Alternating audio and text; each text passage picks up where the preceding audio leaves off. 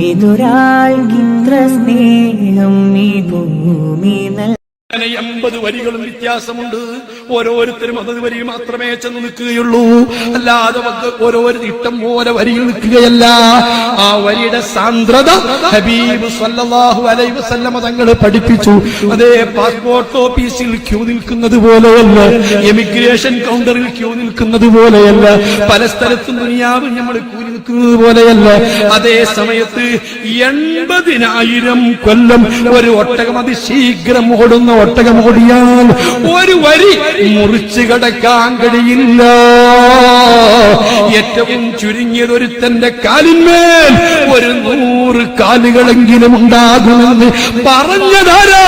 ചന്ദ്രൻ പിളർത്തി കാണിച്ചു തന്ന മുത്ത് മുഹമ്മദ് മുസ്തഫ, ഇന്തപ്പനകളെ നടത്തിയിട്ടു കാണിച്ചു തന്ന മുഹമ്മദ് മുസ്തഫ, ചരക്കല്ലുകളെ കൊണ്ട് തസ്ബീഹ് ചൊല്ലിപ്പിച്ച് കൽപ്പിച്ചു തന്ന മുഹമ്മദ് മുസ്തഫ, 90,000 അത്ഭുതങ്ങൾ കാണിച്ച മുഹമ്മദ് മുസ്തഫ. അവിടുന്ന് പറഞ്ഞു, മക്കളെ, ഈ നിലക്ക് 80 വരികളിലായി എന്റെ ഉമ്മത്തിന് നിർത്തപ്പെടുമ്പോൾ ബഹുമാനപ്പെട്ട മുത്തുനബി പടച്ച റബ്ബിനോട്, ഇല്ല, ഈ നിലക്ക് നിന്നുകൂടാ, ഇതിനി സഹിച്ചുകൂടാ, മുഹമ്മദ് റസൂലുള്ളാഹ്. അങ്ങനെ വരിയിരിക്കുന്നത്, ഇതിനി മുന്നോട്ട് കൊണ്ടുപോയിക്കൂടാ. അപ്പോഴാണ് ജഹന്നമിനെ കൊണ്ടുവന്ന് മീസാനെന്ന തുലാസ് സ്ഥാപിച്ചു. മീസാനെന്ന തുലാസൊക്കെ എന്താ, സിറാത്ത് പാലം എന്താ? അങ്ങനെ ഒരു മനുഷ്യൻ ഒറ്റ വാക്ക് പറഞ്ഞ് നിർത്തി. ഒരു മനുഷ്യന്റെ അമലുകളൊക്കെ ഇങ്ങനെ നന്മയും തിന്മയും തൂക്കി നോക്കുന്ന സമയത്ത് ആ മനുഷ്യന്റെ നന്മ ഒത്തിരി കുറവുണ്ട്. അണുമണി തൂക്കുന്ന നന്മയുടെ കുറവുണ്ട്. ആ കുറവ് കണ്ടതോടുകൂടി അവൻ ആകെ ഉയർത്തുപോയി. കാരണം കൺമുമ്പിൽ കാണുന്നത് കത്തിയാളുന്ന നരകമാണ്. നരകത്തെ കുറിച്ച് പറഞ്ഞില്ലല്ലോ. അപ്പുറം കാണുന്നത് മഹാനായ അല്ലാഹുവിന്റെ മുൻപിൽ നിൽക്കുകയാണ്. അപ്പുറമുള്ളത് ഇടഭാഗത്ത് അവൻ ചെയ്ത ദുഷ്കർമ്മങ്ങൾ, വലഭാഗത്ത് സൽക്കർമ്മങ്ങൾ, തൊട്ടുമുമ്പിൽ നരകം. ആ നരകത്തിങ്ങനെ കത്തിയാളുന്ന നരകം ഇങ്ങനെ കണ്ടുകൊണ്ട് ഈ അമലുകൾ തൂക്കി അല്പം സൽക്കർമ്മത്തിന്റെ കുറവ് വന്നപ്പോൾ അയാളിങ്ങനെ പൊട്ടിക്കരയുകയാണ്, നിലവിളിക്കുകയാ. ഈ കടുവയുടെ മുമ്പിൽപ്പെട്ട മനുഷ്യൻ കാറ്റുന്നത് നിങ്ങൾ കണ്ടില്ലേ? നിങ്ങൾ ഇതൊക്കെ വാട്സപ്പിലും മറ്റും കണ്ടവരല്ലേ? ആ കടുവയുടെ മുൻപിൽപ്പെട്ട മനുഷ്യൻ ജീവന് വേണ്ടി കൊതിക്കുന്നു. ആ മനുഷ്യൻ കാട്ടുന്ന ആക്ഷൻ നിങ്ങൾ കണ്ടില്ലേ? ആ നിലക്ക് ഈ കത്തിയാളുന്ന നരകത്തിലേക്ക് ചാടുന്നതോർത്ത് ഈ മനുഷ്യൻ ഇങ്ങനെ പെടയുകയാ. ഇതൊക്കെ കണ്ട് തൊട്ടടുത്ത് നിൽക്കുന്നുണ്ട് ആര്? അബൂനാബുൽ ബശർ ആദം നബി അലൈഹിസ്സലാം. ആദം നബി അലൈഹിസ്സലാം അതാ ഒരു പച്ച പുതപ്പ് കൊണ്ട് പുതച്ചിട്ട് തന്റെ മക്കളിൽ നിന്ന് ഓരോരുത്തരെയും നന്മയും തിന്മയും തൂക്കുമ്പോ ഹിസാബ് എടുക്കുമ്പോ ആദം നബി ഇങ്ങനെ നിൽക്കുകയാണ്. ഈ മനുഷ്യൻ ഇങ്ങനെ ജീവന് വേണ്ടി വെമ്പൽ കൊള്ളുന്ന പോലെ സാക്ഷാൽ കടുവയുടെ മുമ്പിൽപ്പെട്ട വിദ്യാർത്ഥി പെടയുന്നത് പോലെ ഈ മനുഷ്യൻ ഇങ്ങനെ പെടയുമ്പോൾ മഹാനായ ആദം നബി അലൈഹിസ്സലാം ഈ മനുഷ്യരെ 2 മലക്കുകൾ കൈ പിറകോട്ട് ബന്ധിച്ച് നരകത്തിലേക്ക് പിടിച്ച് വലിച്ചു കൊണ്ടുപോകുകയാണ്.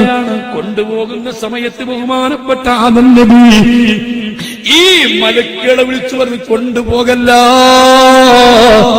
ഈ മനുഷ്യനെ നരകത്തിലേക്ക് വലിച്ചെറിയല്ല, ഒന്നുകൂടി വളരെ കുറഞ്ഞ കുറവല്ലേ ഉള്ളൂ, ഒന്നുകൂടി ഈ മനുഷ്യന്റെ അമലൊന്ന് തൂക്കിക്കൂടെ?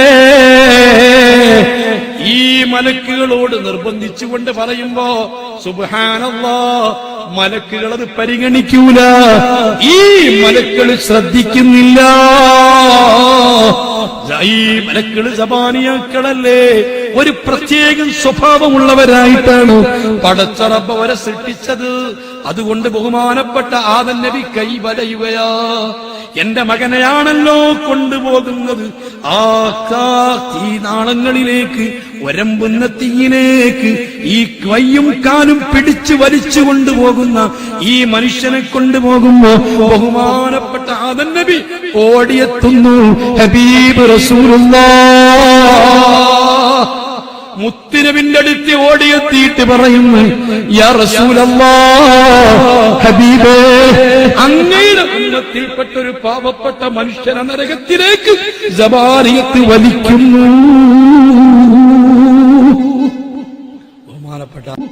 ബഹുമാനപ്പെട്ട അലൈഹിസ്സലാത്തു വസ്സലാം മുത്തുനബിന്റെ അടുത്ത് എന്ന് പറയും, തങ്ങളെ ഉമ്മത്തിൽപ്പെട്ട ഒരാളെയാണ് കൊണ്ടുപോകുന്നത്.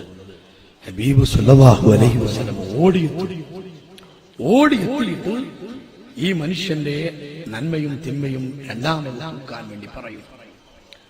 മലക്കുകൾ നബി സല്ലല്ലാഹു അലൈഹി വസല്ലമക്ക് വഴങ്ങും. ലോകത്തെ മൊത്തം മുത്തുനബിക്ക് കീഴ്പ്പെടുത്തിയത് കൊണ്ട് സർവ്വ നബിക്ക് വഴിപ്പെട്ടു കൊള്ളണം. ഹബീബായ മുത്തുനബിക്കല്ലാതെ ലോകം വഴിപ്പെടില്ല.